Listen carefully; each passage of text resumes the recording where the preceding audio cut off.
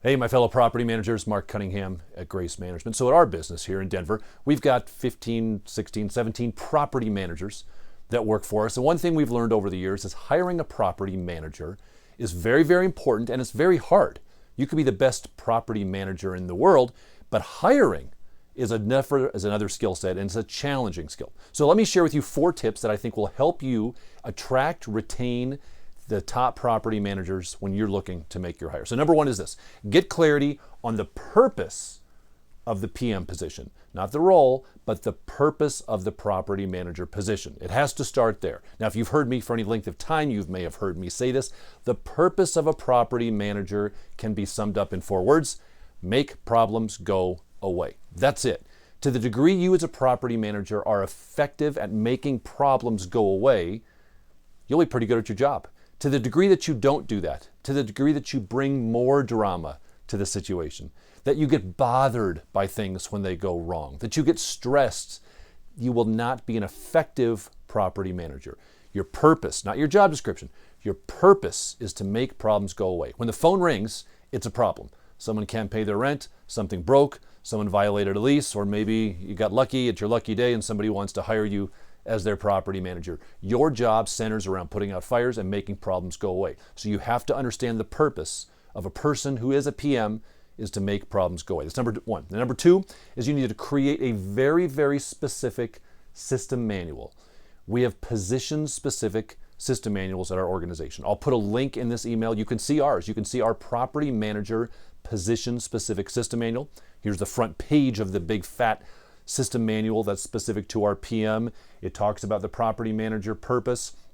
This is page 1 on the interior. Now, I don't know if you can see this or not, but this is an important component that you need to make sure you're doing. And that is lining out what we call our KRAs, our key result areas, the major functions for us, and for you as well, of a property manager. So for us, the major functions, if I'm hiring you today as my property manager, I'm going to tell you, here's what your job looks like. Here are your 7 major functions. Number 1, resident relations. If something bounces up to you beyond our resident services coordinator, meaning beyond a fact-based issue, it's going to go to you. You've got to solve significant problems on the resident side. Number 2, owner relations. You are the sole contact of your owner-client. When an owner-client has a question, a problem, they're going to call you, their executive property manager. That's another component of what you are tasked with. Number 3 is going to be security deposit returns.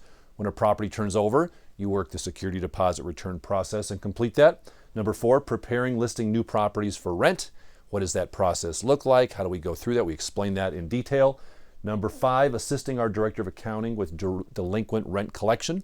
When a tenant doesn't pay rent and it goes to delinquent eviction status, our PM steps in because that's now a legal issue, not an accounting issue anymore. Number 6, maintenance coordination. That's a big part of what you do, my new property manager. You're going to be the one to send out vendors when something breaks. You're the only one authorized to spend your owner's money, so that is something that's your responsibility. And then last, new account follow-up. When leads come in, those leads go to you, my new property manager. It's up to you to go to follow up, to determine if they're a good fit for not, and if they are, to hopefully bring them on for us to partner with them in the management of their home. So, new property manager, these are the things you're responsible for. This is the table of contents page. All the other pages of our system manual explain how to do these things.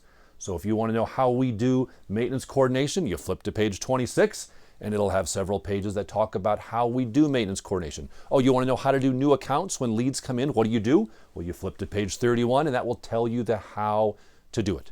You need to have something like this, my friends. This is one of the backbones of success for our organization. As I said, jump on our website, download our sample. You can see exactly how we do it, copy, paste it into yours. Of course, if you want to purchase them, they're available there as well. But you've got to have the breakdown, the specific. It's more than a job description. It says what you do, it says how you do it, and by the way, we don't have time to get into it right now, but it then measures success. We've got measures of success for each of these things. We'll get into that at a future video. So before I share number 3, I want to thank the sponsor for this video, Tenant Turner. You will notice on our list of PM job duties here, it doesn't list showing vacant properties. They have nothing to do with leasing. One of the reasons they don't do anything to do with leasing as a property manager is because we use Tenant Turner. Tenant Turner helps us bring the leads in. It helps us filter the leads. It helps us to respond to leads. It helps us to set up showings. It helps us to market. It is a great solution. Our leasing team loves Tenant Turner. It makes them much more effective at their jobs so they can do the work of multiple people with not so many people because we've got great software. So if you need help in leasing, if we're getting into the leasing season, if you need help with that, jump on their website, Tenant Turner, get their free demo, find out how they can help your leasing team be more effective. Tell them Marc sent you, please. Check them out. All I can tell you is that my leasing people love Tenant Turner. Number 3, you need to know the skill set you are looking for. Now, if I asked you, hey, what's the skill set? What kind of a person do you want to hire as a property manager? I've seen these things before, and they just turn goofy because it turns into a list of adjectives that is everything positive in the world. Well, I want them to be a self-starter, and they've got to be motivated, they've got to be hardworking, they've got to be diligent, they've got to have great attention to detail, they've got to be able to talk to anybody. And it turns into this laundry list of a person that doesn't exist. Besides me, I can do all those things. But other than me, nobody can do these things. So what do we look for in a property manager? Well, let me just list you 3. Now, these are not the only skill set, but they're 3 non-negotiables. If they don't have these 3 things, they're going to be a no-go. Number 1, diplomacy. Now, diplomacy definitionally, look it up. I'll let you look it up on your own. But diplomacy basically means to work with people who are diametrically opposed and to convince them that your way is kind of right, but still remain good relationships. That's the job of a diplomat. And a property manager has to have diplomacy. So when a bad situation happens and a tenant says, if you don't fix this furnace by 9 a.m., I'm going to sue you. Well, I can't get it fixed by 9 a.m., but I also don't want to get sued. So how do we be diplomatic and that not argumentative, but how do we be diplomatic to make sure that they understand we're working in their best interests as well? We can only do what we can do, but we have to work for a solution that's going to be amicable to them, amicable to the owner clients. Diplomacy is a skill set we need to talk more about in our industry. Maybe we'll do a future video just on diplomacy. Number 2, likability. It's kind of soul sister to likability or to diplomacy. They've got to be likable. If you sit down and talk to your potential property manager who you're thinking of hiring and they just grate you, like you don't like talking to them, well, guess what? Your tenants aren't going to like talking to them either. Neither are your owners. Neither are your vendors. There has to be the likability side. This is so paramount in hiring an effective property manager. And number 3, they've got to be cool under pressure. The job of a property manager, as I said, is to make problems go away. That's their purpose.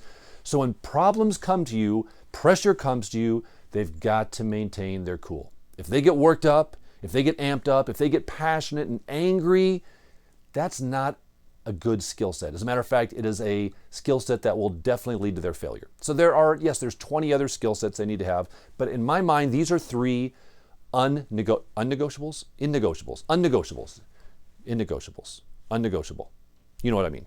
You've got to have diplomacy, you've got to be likable, and you've got to be cool under pressure. Now, last thing is this.